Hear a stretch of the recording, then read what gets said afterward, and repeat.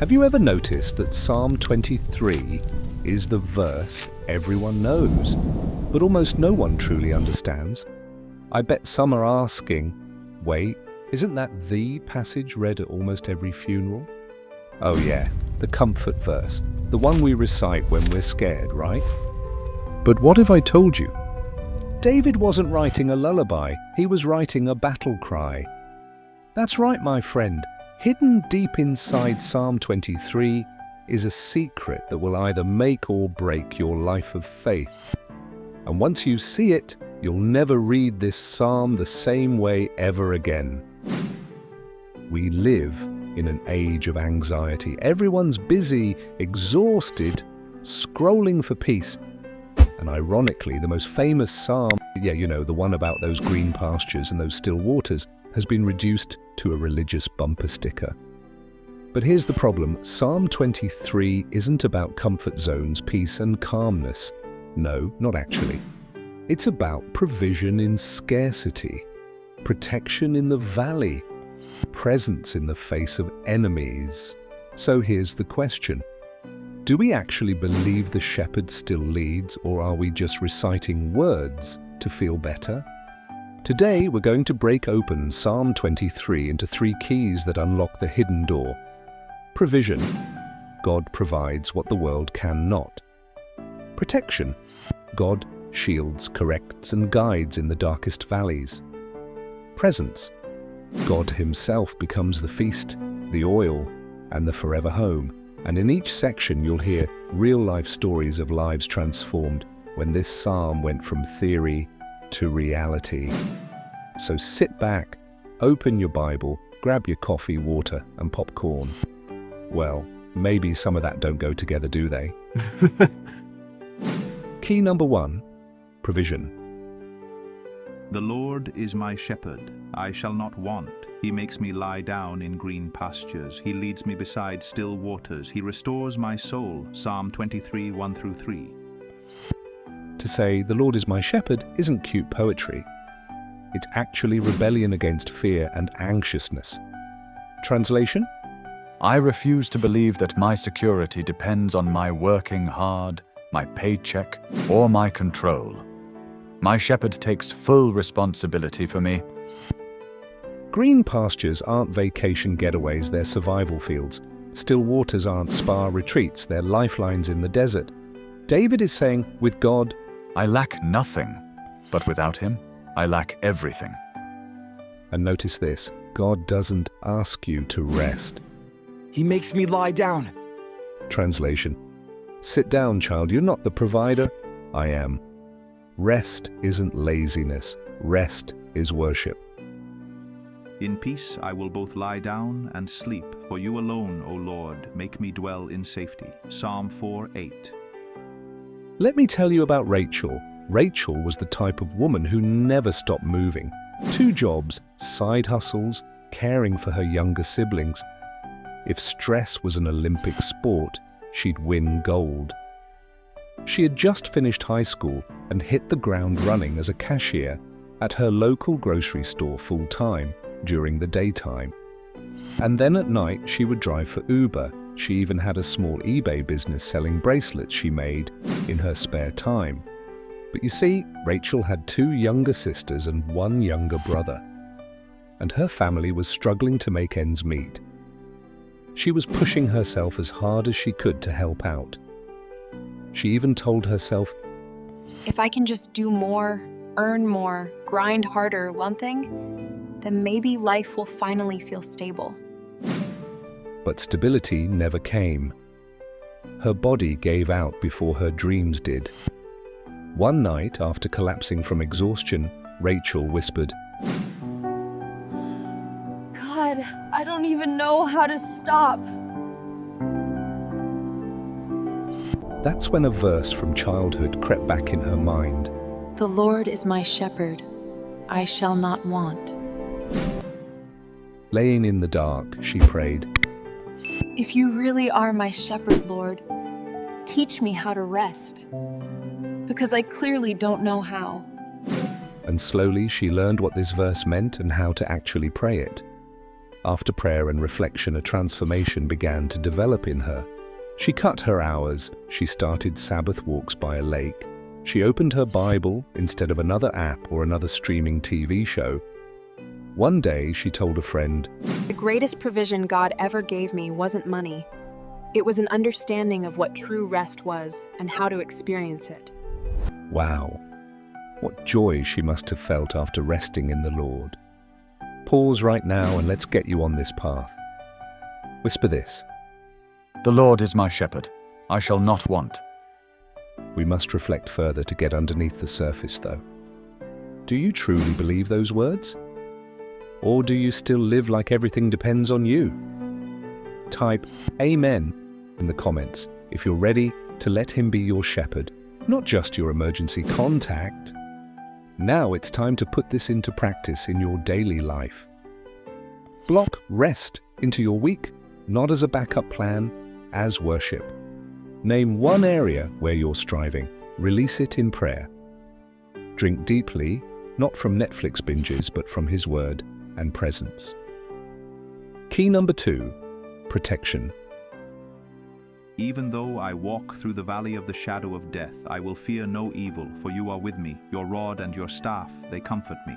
Psalm 23:4. David doesn't say, if I walk through the valley. He says, though. You see, valleys are guaranteed. The question is not whether shadows come. The question is whether you'll walk through or camp in them. The rod and staff, tools of a shepherd.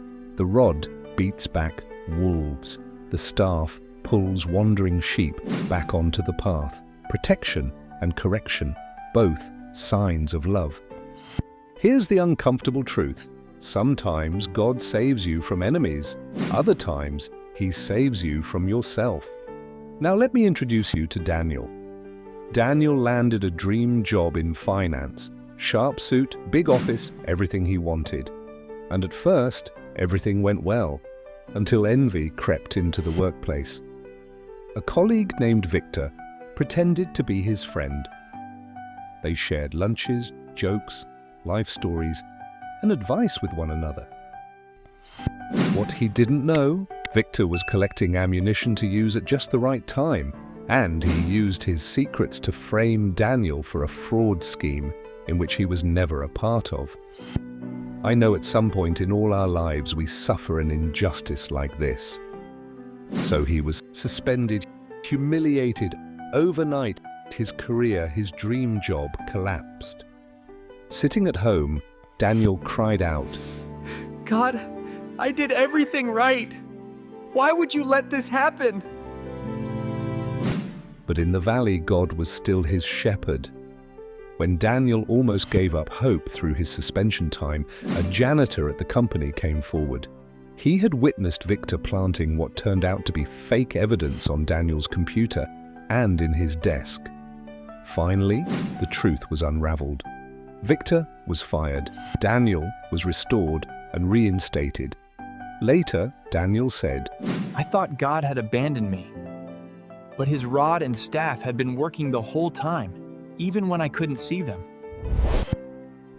"Can I ask you something? Whose voice do you fear more, the shadow of your valley or the voice of your shepherd?"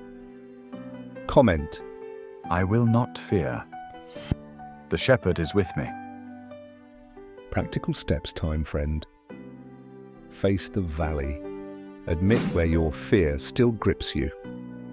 Pray Psalm 23 verse 4 out loud when anxiety rises. Trust his correction. If he pulls you away from something, it's not punishment, it's protection. My friend, this brings us to our final key, number 3. Presence.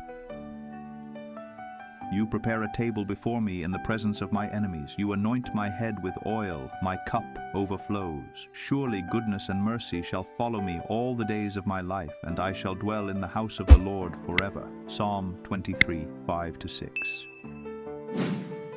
God doesn't need to eliminate your enemies to bless you. He sets the table in their sight.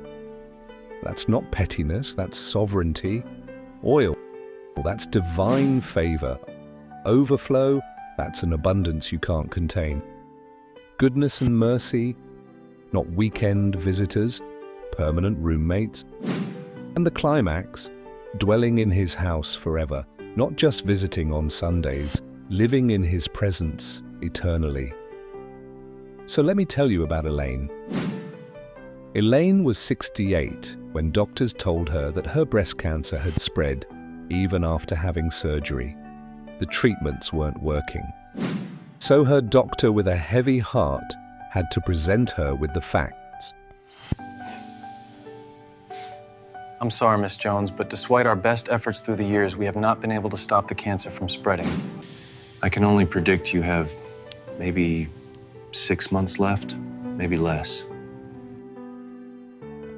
This news hit her family like a freight train. Her children panicked, her friends prayed. But what about Elaine? She smiled. Don't worry, She said, I already know where my shepherd is leading me. He has a place setting for me. during her final months, she surprised everyone. Determined to make the most of her time, she hosted dinners, laughed harder than ever, and even spent time handwriting letters to encourage her grandchildren. Do you remember the old school days of writing handwritten letters and mailing them? These days, it's an email or text, but actual paper and pen. When asked how she had such peace, she quoted Psalm 23. He prepares a table before me. My cup overflows. Elaine knew something most people miss. The presence of God is not about escaping death, it's about feasting with Him even in the shadow of it. So what were her last words to the beloved family? Goodness and mercy have followed me all my life. And now, I'm simply going home. Now is our time for reflection, friend. What enemies are still at your table?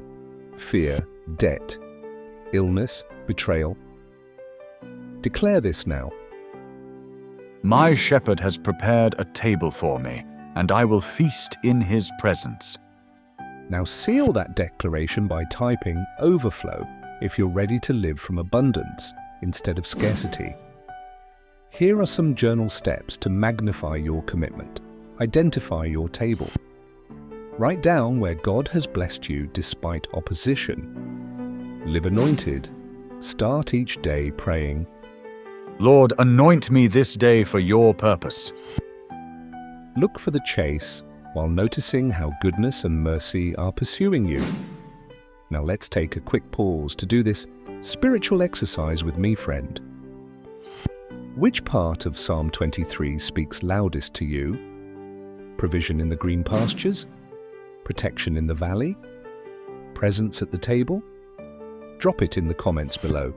And if this teaching is stirring you, hit the like button and share this video. Someone you know needs the shepherd today. So as we wrap this video up, let's review the power of Psalm 23. As you can see, it isn't just poetic comfort, it's a survival map. The psalmist revealed these secrets. Provision, God gives rest and sustenance. Protection, God defends and corrects. And presence, God Himself is the reward, both now and forever. So who is Psalm 23 really about? Is it about sheep? Or is it about the shepherd? Let us close up this study of this profound psalm with a prayer. Lord, my shepherd, I surrender. Provide for me where I am empty. Protect me where I am vulnerable. Be present with me when I feel alone. Lead me, correct me, and let goodness and mercy follow me all the days of my life, until I dwell with you forever.